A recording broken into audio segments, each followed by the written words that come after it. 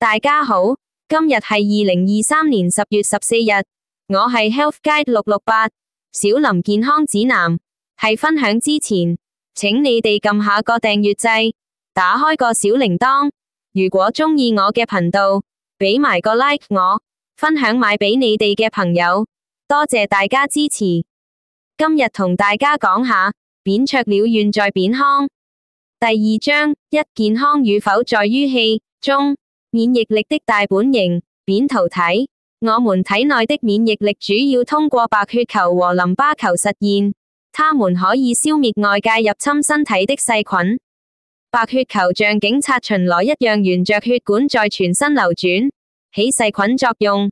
淋巴球像一隊隊軍人堅守着停戰線一樣，集體把守着要塞地段。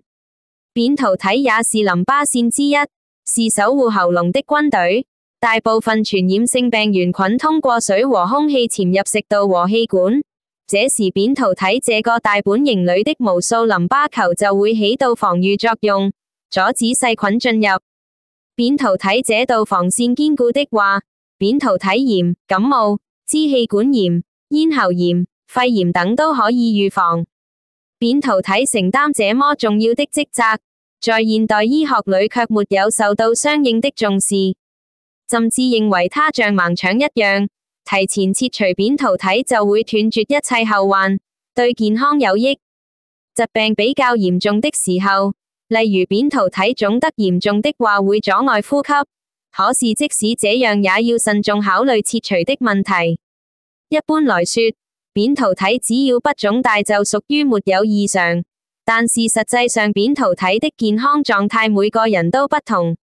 如果給扁桃體打分，經常腫大的話不及格50分；一年得2-3次感冒和支氣管炎的話70分。扁桃體功能正常，並能夠預防扁桃體炎和感冒、支氣管炎、肺炎等疾病的話100分。有人得扁桃體炎的話，就是肺炎菌等細菌侵入扁桃體，和淋巴球在戰鬥。扁桃體強壯的話，就能擊退口腔和鼻腔裏的敵人。馬陵之戰，春秋戰國時代的馬陵之戰因軍事家龐涓和孫臏的決戰而名垂千古。孫臏被魏國的龐涓挖掉膝蓋骨，無法行走，後來逃到齊國，成為將軍田忌的軍師。龐涓出兵攻打韓國，韓國向齊國求援，田忌領命救韓，但是沒有直接出兵，而是按照孫臏的計策攻擊魏國的首都，龐涓不得不撤軍，這也在孫臏的預料之中。龐涓撤軍並與孫臏展開決定命運的一戰，孫臏帶領少量兵力在撤退的途中伺機移動，龐涓緊追不放。孫臏在撤退的時候命令士兵每天把做飯的灶減少一半。追擊的過程中，龐涓每天都留意灶跡。終於到了第3天，龐涓說：被我們魏國士兵嚇怕了的齊軍已經逃得所剩無幾了。剛開始的有10萬兵力，第2天剩5萬，今天只有2萬了。現在就是孫臏的死期。於是龐涓丟下主力步兵，只率領輕騎兵每天日夜兼程追擊孫臏。一天晚上追到了馬陵，孫臏當晚在馬陵山谷裏立了一根木樁子，命令弓箭手在附近，並說看到樁子前面點起了火把就一齊放箭。終於到達山谷的龐涓正想繼續前進，卻看到一根木樁擋住了去路，命令士兵點火，看到上面寫着龐涓死此樹下6個字，字還沒有讀完，齊軍萬箭齊發，龐涓中箭身亡。減灶之計，樁上刻字等計策使馬陵之戰的故事廣為流傳。不過這裏是因為別的原因才提到這個故事。龐涓入侵他國的時候，孫臏接到該國的救援請求，但他並沒有直接進入正面戰場，而是攻擊魏國的首都。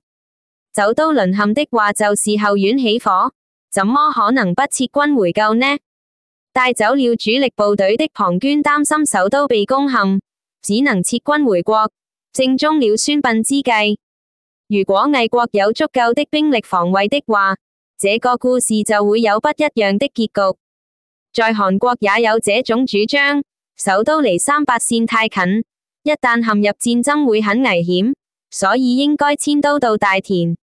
我們的身體也一樣，最重要的臟器、肺臟和免疫力的大本營，扁桃體強壯的話，身體其他部分也就能正常地運作，從而維持身體的健康。待續。本文選自徐孝石扁鵲鳥願在扁康一書，有刪減。10歲同濕疹完全康復。我是來自紐約的李女士，有一個可愛的女兒，今年10歲。我的女兒從1歲開始經常感冒發燒，看西醫吃西藥成了家常便飯。她腸胃不好，經常拉肚子，比同齡小朋友都瘦小，弱不禁風的。從2018年開始，女兒又患上濕疹，吃了蝦或薯條後皮膚會癢得很厲害，還經常流鼻血，用中藥西藥都無效。女兒每天不停的找，睡前幫她找癢，凌晨2、3點也會癢醒，再幫她找。我倆都沒睡過一個安穩覺，白天無精打采。她找得全身到處都是傷口，用體無完膚形容一點都不為過。每次給她換衣服，我都不敢直視，忍不住暗自流淚。2020年1月，我在網上看到扁康丸，撥打電話進一步了解，還是不太放心，又親自去扁康丸全球服務中心當面諮詢。工作人員專業耐心的講解消除了我很多疑慮，增加了我的信心。當時買了1瓶。服用第1瓶，女兒癢得更嚴重了，看着很可怕。每天幫她泡熱水燥出汗排毒。我母親看到她身體這個樣子，心疼的說：你是不是她的親媽啊？孩子的皮膚都爛成這樣了，你還給她服用，快停了吧。我也心疼女兒哦，可是也只能咬牙堅持，心裏想着，現在雖然很痛苦，可是不醫好又該怎麼辦呢？已經影響孩子生長發育了。就這樣辛苦堅持到4月底，女兒的變化就已經很明顯了，而且腸胃也好了，食慾也好了，也不容易感冒了，體重增加了，個子也長高了很多，和同齡的小朋友一樣高了，她身體素質都變好了，女兒也變得活潑快樂了。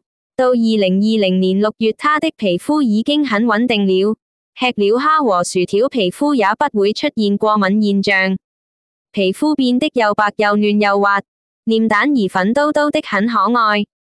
看到這巨大的變化，我和母親的臉上都露出久違的笑容。女兒的康復使溫馨、歡樂的氣氛又回到我們家。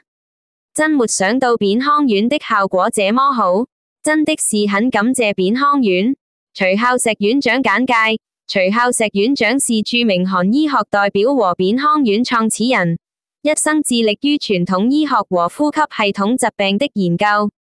根據傳統韓醫學理論，肺為五臟六腑之首，肺部積熱導致了鼻炎、支氣管炎和皮膚病等疾病。扁康丸能徹底清理肺部積熱，從根源上解決哮喘、鼻炎、皮膚病、重症肺病等呼吸系統問題，已經使全世界16萬鼻炎、哮喘、皮膚病和重症肺病患者恢復健康。徐院長是新唐人電視台52集大型電視系列專題節目《走進韓醫和神醫再現》的主講人，著作包括《扁鵲鳥願在扁康世界人的健康保鑑》、《扁康傳統醫學奇蹟》等。在全世界華人中有巨大的影響力。